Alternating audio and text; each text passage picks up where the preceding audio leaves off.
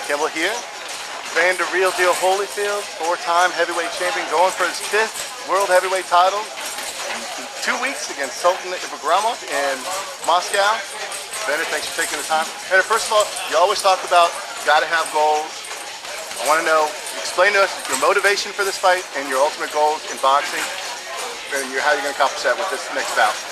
Well, you know, my goal was always to be the undisputed heavyweight champion of the world, and this is one of the main steps, getting one of the titles. You know, I thank God, honored to get this opportunity, 13th October, and get Sultan Ibigrimov, and look forward to it. I know it'll be an interesting fight, and looking forward to victory. If you will, this is your 4th comeback fight since your recent surgery and getting back in shape and everything. You're already in tremendous shape. Talk a little bit about your body, how you feel physically, and how's this camp relate to, say, before your surgery? Well, actually, you know, when things happen, it's a period of time, and all this dates back to in 1983 with the fight with Reddy Bow. You know, I'm this big guy tussling with him, and you know, it's just a hard fight. I won it, and I was the champ twice, and my arm was sore and all that. And later on, the fight with Micah Moore, and you know, and didn't realize, you know, at that time, back when they said I had a heart problem, but actually it was because of my shoulder. And you know, and when I took time off of that, and came back and you know, in 1995 with Ray Mercer, and, you know, and it was stress, it was a wear and tear, but I wanted to fight. Then all of a sudden I get stopped with Reddy Bow, but I was sick. Then I come back and then come back and fight Bobby Chair, and you know, the shoulder gave me problems then. Yeah. Then I fight Mike Tyson. I beat Mike Tyson with that, and so I'm thinking that everything's still great, but I can still feel it, but it's just not as bad. And I fight a tremendous fight with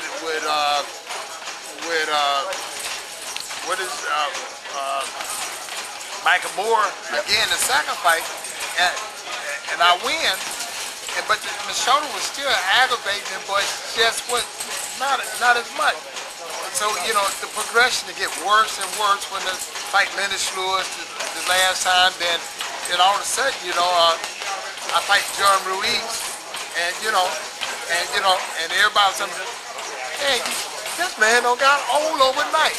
And you know, when I beat John Ruiz, everybody still complaining to me, he ain't hard to jab, he had the man out, he didn't do nothing.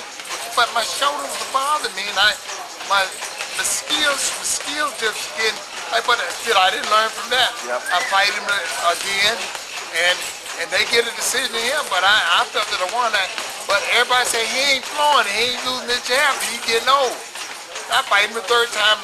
I did a lot better, but still,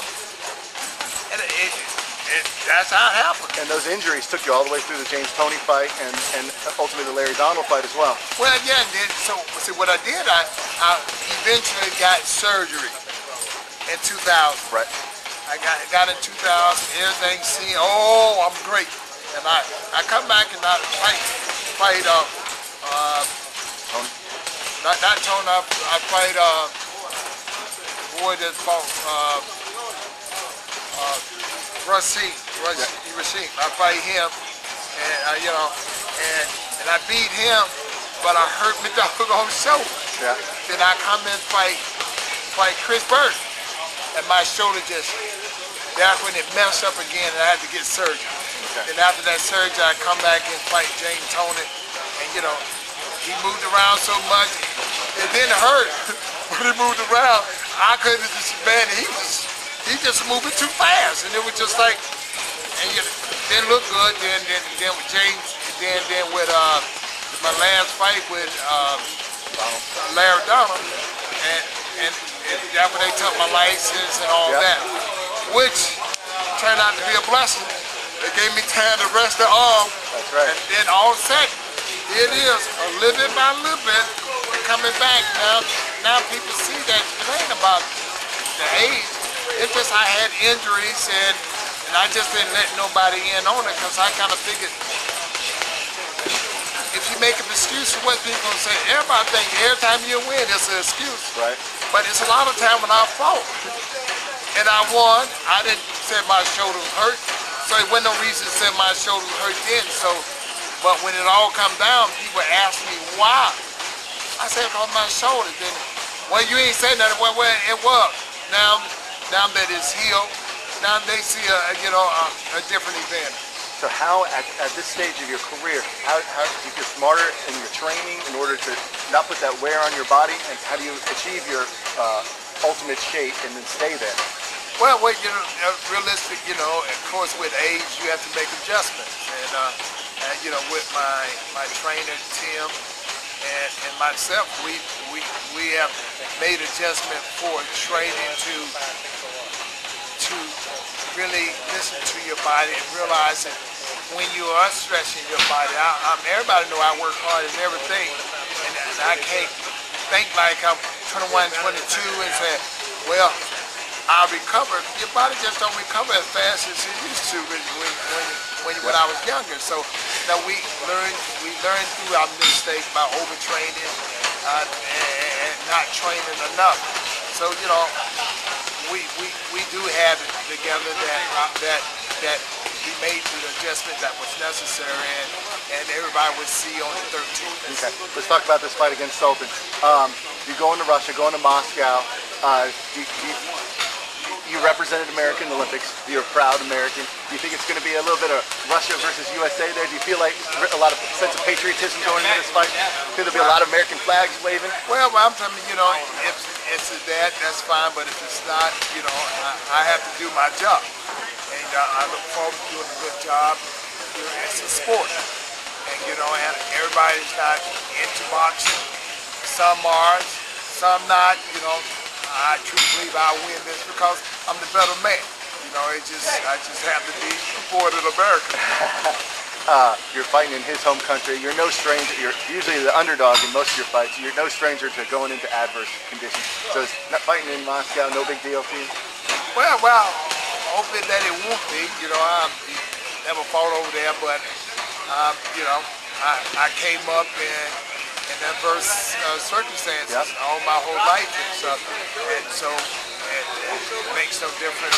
I'm adjustable. I'm the type of person that make adjustments, so I believe I can win anywhere I go.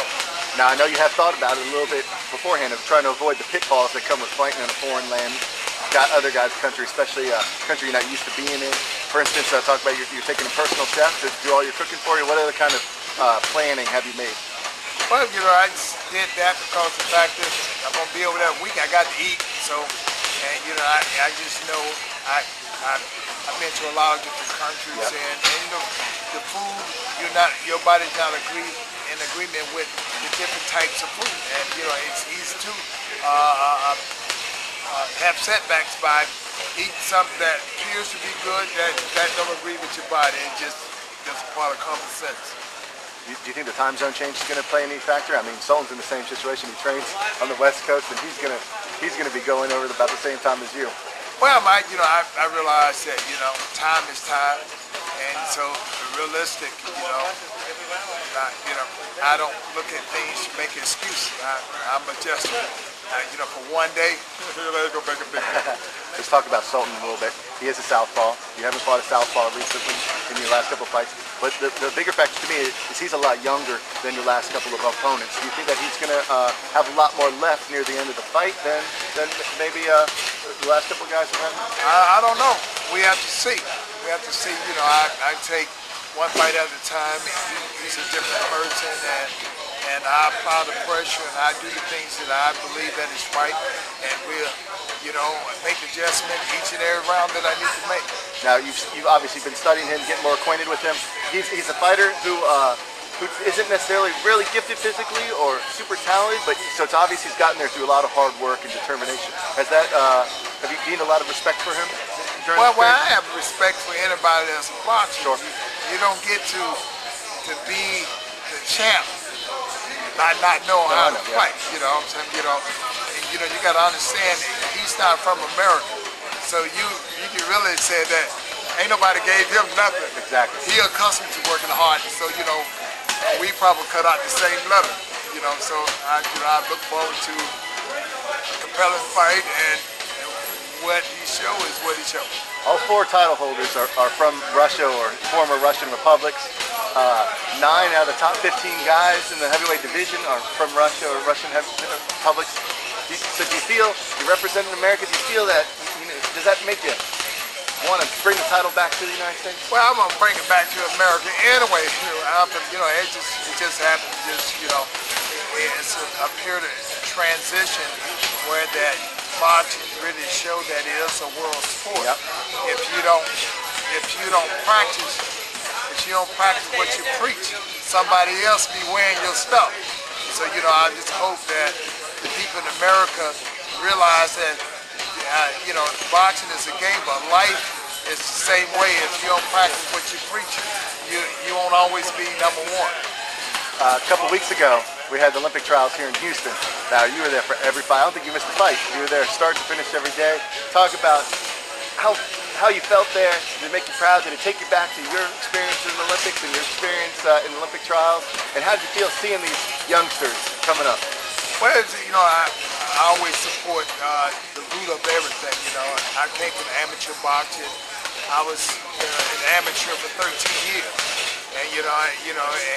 and so it showed that we have the talent. But I just realized the only difference between here it is 2000, 2007, and I was in '84. The difference is promotion. We're not promoting it like we should. We're not giving these young kids, getting them the support that we had in '84 that allow these to feel good about who they are and what they represent. And if you look at attendance in the crowd, make it look like that boxing is not a big thing. Exactly.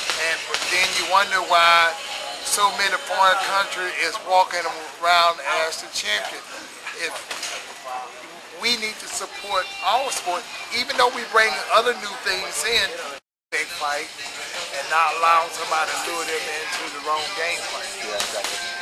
Evander, you were kind of a pioneer in this. You went on Dancing with the Stars, and then after that, Leo Ali followed you up, did very good. And now we just started a new season. Floyd Jr. is on it. Did you get to see his first show? I did get a chance to see a little bit of the first. Actually, Floyd danced real good.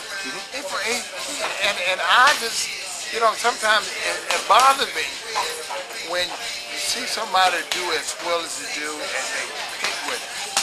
And they pick and they tend to want it. They have certain people that they pick with. I'm like, shit, this man dares a lot better than my 2 or 3 people. Now, he may not have been the very best, because they have some very good people in there, but he did excellent.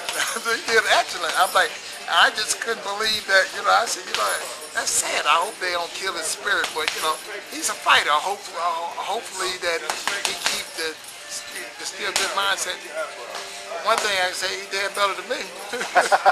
He's got a huge fight coming up with Ricky Hatton. Do you think he's going to be able to balance that? How do you think that's going to be a distraction, or it's going to help him maybe, add to his training?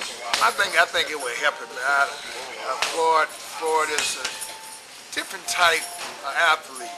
Floyd he's a boxer, but he's an athlete. He can make the adjustment. He lived in shape. His game, he don't get it confused. Boxing is his game. This is what he loves. This is his. I think it will add to him, because it's the same. Actually, dance and competition is the same kind of mind concept. It's a lot of hard work and to learn how to do something new and the routine and all that. It's a consistent approach to what boxing is.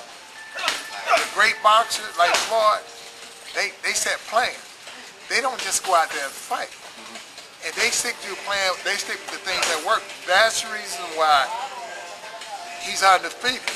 This is the reason why that regardless of what people say, he do what's necessary to win. I'm telling you, this is not a luck type thing.